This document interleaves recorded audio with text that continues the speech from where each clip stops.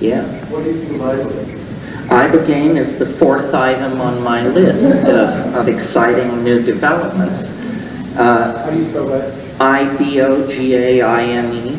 Ibogaine is an alkaloid, a hallucinogen, an indole, an authentic member of the family, about which very little is known. It comes from the root bark of an African tree and is the basis of a religion in Gabon and Cameroon and the Congo called Bwiti, where the style of taking it is very similar to the approach to ayahuasca in the Amazon. You could almost say it's an African equivalent, folk analog to ayahuasca.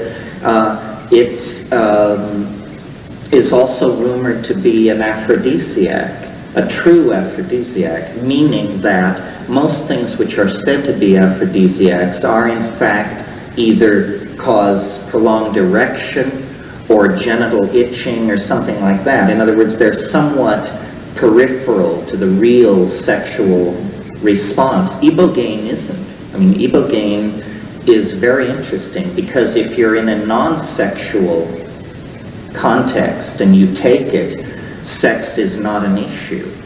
But if you are in a situation where making love is an option, then this stuff is deep water and opens up ahead of you and is an extraordinary enhancer of performance and perception. But that's not what is so interesting all of a sudden. What's so interesting is that a number of people are going around claiming that if you pre-dose rats addicted to heroin with Ibogaine, that they lose all interest in heroin.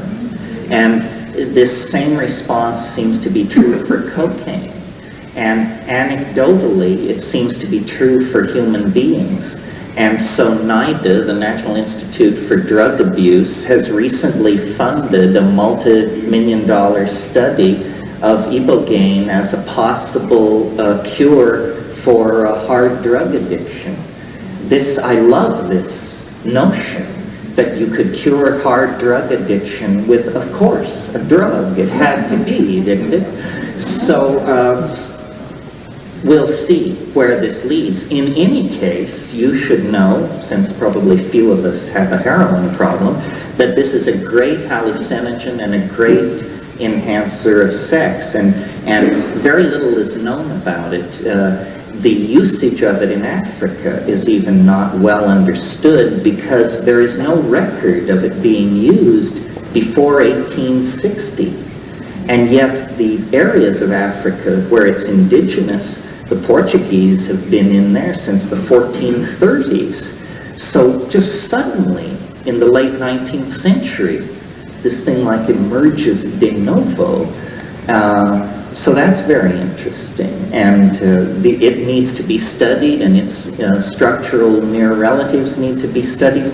The amount of human pain and misery that could be alleviated if we would fairly meet the challenge that these plants present us. I mean, we have cures for depression, impotence,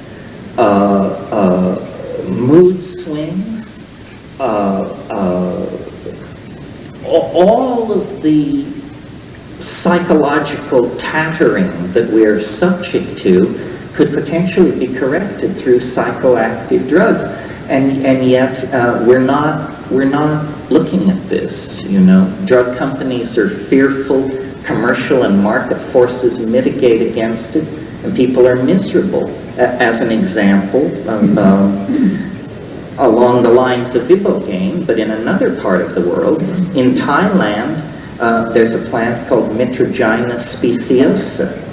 And it's been known for a couple of hundred years that people in Thailand who are addicted to opium, peasants, country people, take this plant to get off opium addiction.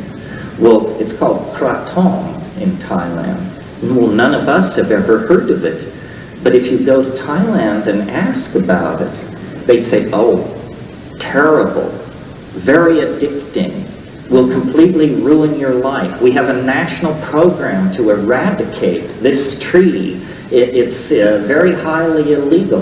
Well, isn't it peculiar that this government, which is reaping multi-billion-dollar benefits from the heroin trade, is just frantically interested in wiping out this terrible menace, the Mitragyna speciosa tree?